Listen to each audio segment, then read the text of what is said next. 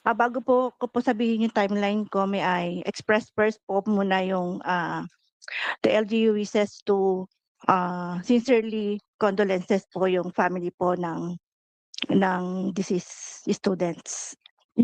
So iba po yung timeline po namin doon po sa timeline po ng PNP. Yes po, See? So, hindi ginawa talaga ng CIDG yung bago sila mag-present sana ng timeline, 'di ba? Uy, may discrepancy. Sino nagsasabi ng kanilang totoo? Kakasuhan natin ng obstruction of justice. 'Di ba?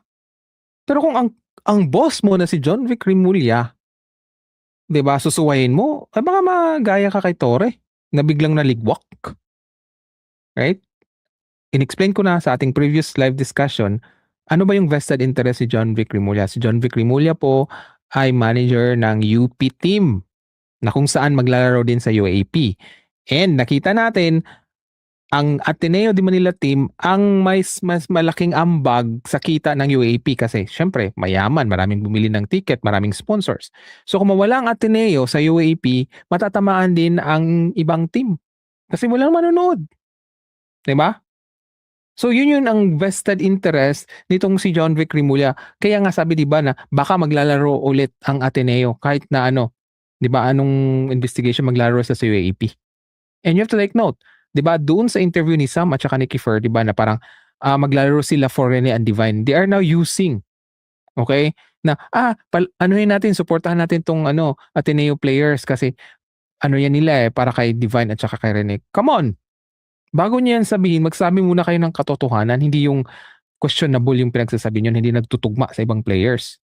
And eto nga.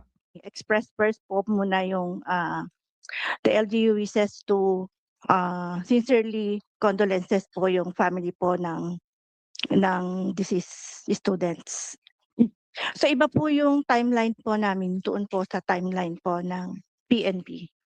Yes po, if the honorable body permits, puwede ko pong indicate na yung aming timeline.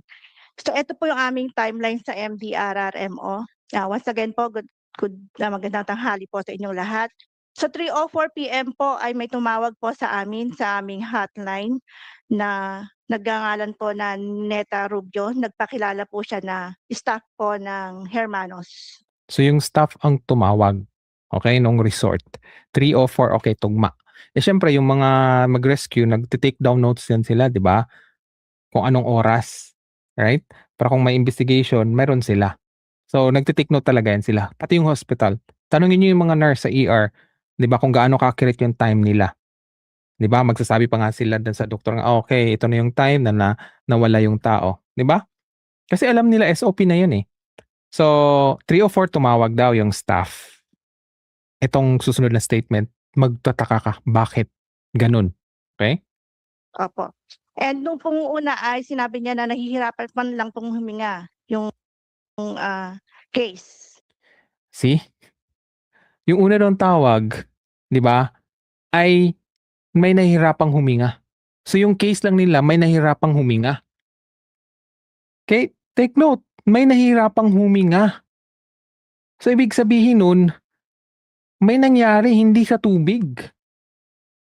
Kasi kung may nalulunod kaagad pero pakinggan niyo ang susunod na sasabihin. Okay, may nahirapan daw huminga yung case, yung unang tawag. And later on dahil choppy po yung signal, Choppy daw yung signal. Sabi ko nga, rescuer, tapos yung line is choppy daw.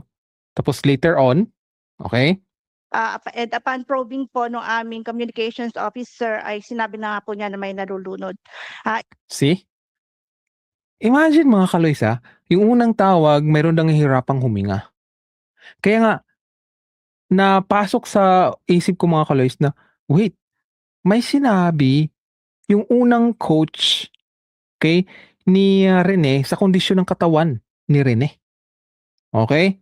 Take note sinabi nung na mayroon daw nahirapang huminga. Kaya yun yung unang tawag nila. So ibig sabihin nun, nag-connect the dots ngayon yung sinabi ni Sam na mayroon talagang initiation dahil nga inuutusan yung bago. Right?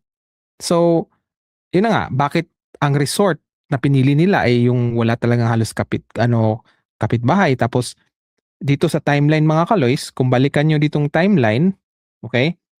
5 PM, kinuha na daw yung mga phones.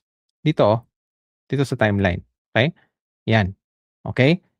June 7, June 8 nawala si Rene, di ba? 4 PM, okay? 5 PM, kinuha na daw yung phones. Phones collected by. So, kinuha na yung phone. Okay? Bakit kukunin mo yung phone kung team building man lang? Di ba? What if may mga emergency yung mga pamilya? So, ibig sabihin nun, mayroong kababalaghan na gagawin. Doon pala magdududa ka na eh. Di ba? Bakit walang mga phone? So, anyway. So, ito po ang sinabi ng coach ni Rene na talagang, oops, kung mayroong sakitan, baka hindi kinaya ni Rene. Okay? Kaya siguro tumawag sila na may hinahirapan. At siguro nung nawala na, siguro nagtataranta sila, paano natin explain ito? 'Di ba? So only way solution is itapon sa dagat.